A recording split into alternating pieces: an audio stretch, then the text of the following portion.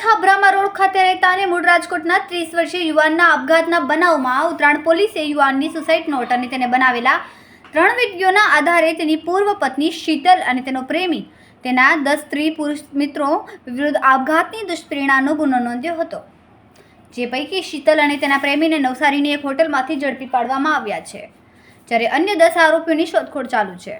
ઉલ્લેખનીય છે કે યુવાનના આપઘાત બાદ અંતિમ વિધિ કરવામાં આવી હતી। ત્યારબાદ પરિવારજનોએ મોપેડની ડિક્કી ખોલતા તેમાંથી યુવાનનો મોબાઈલ અને એક સુસાઇડ નોટ મળી આવી હતી। ત્યારે પરિવારને જાણ થઈ હતી કે તેની પૂર્વ પત્ની અને તેનો પ્રેમી સહિતના 12 જેટલા યુવાનને માર મારીને હેરાન પરેશાન કરતા હતા। તેના પગલે અંતિમ પગલું ભર્યું હતું।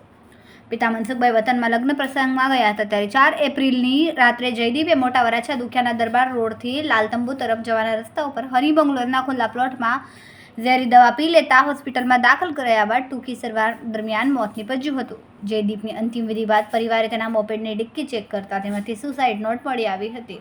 તેનો મોબાઈલ ફોનમાંથી પણ ઝેરી દવા પીધી તે પહેલાં બનાવેલા 3 વિડીયો મળ્યા હતા।